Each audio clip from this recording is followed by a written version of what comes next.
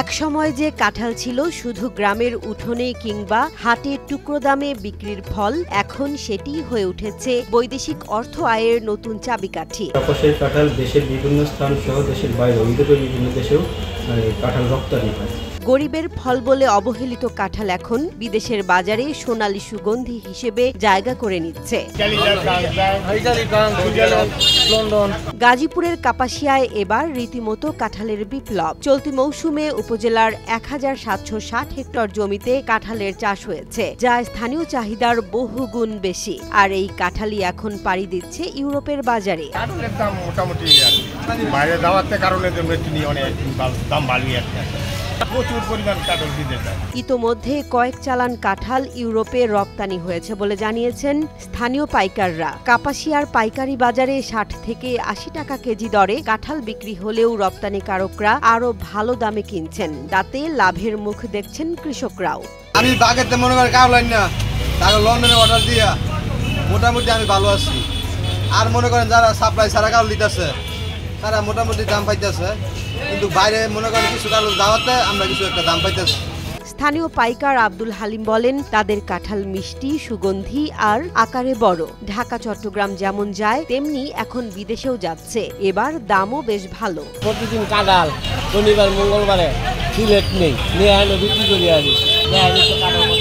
কিন্তু এই কাঁঠালের রপ্তানিতে রয়েছে বড় এক বাধা। এ উপজেলায় নেই কোনো আধুনিক প্যাকিং হাউস। এ কারণে রপ্তানির জন্য কাঁঠাল নিয়ে যেতে হয় ঢাকায়।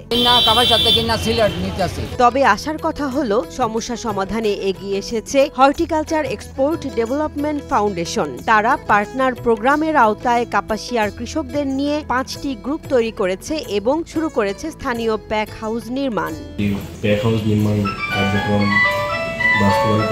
প্রকল্পের কর্মকর্তা মোহাম্মদ আফজালুর রহমান বলেন, কৃষকদের প্রশিক্ষণ দেয়া হচ্ছে যাতে তারা রপ্তানিযোগ্য মানের কাঁঠাল চাষে দক্ষ হয় এবং লাভবান হতে পারে। কাপাসিয়া উপজেলায় ৫টি কাঁঠালের কৃষক গ্রুপ এবং একটি কাঁঠালের নারী উদ্যোক্তা গ্রুপ গঠন করা হয়েছে।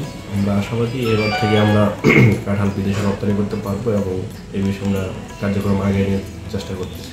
আর উপজেলা কৃষি কর্মকর্তা সুমন কুমার বসাক জানালেন, কৃষকদের প্রশিক্ষণ দেয়া হচ্ছে কাঁচা কাঁঠালের ব্যবহার, আচার তৈরি, সংরক্ষণ ও রপ্তানি প্রক্রিয়ার বিষয়ে। বর্তমানে বিভিন্ন ধরনের কার্যক্রম হাতে নিয়েছি। এর মধ্যে কাঁঠাল চাষিদেরকে আমরা গ্রুপ তৈরি করে গ্রুপের মাধ্যমে কীভাবে কাঁঠালের পরিচর্যা করতে হয়, কীভাবে উত্তম উপায়ে কাঁঠাল চাষাবাদ করে কাঁঠালের গুণগত মান ঠিক রেখে দেশের বাইরে রপ্তানি এবং দেশের ভেতরে বিভিন্ন জায়গায় রপ্তানি করার জন্য উপযোগী করার জন্য আমরা বিভিন্ন ধরনের কাজ করে যাচ্ছি।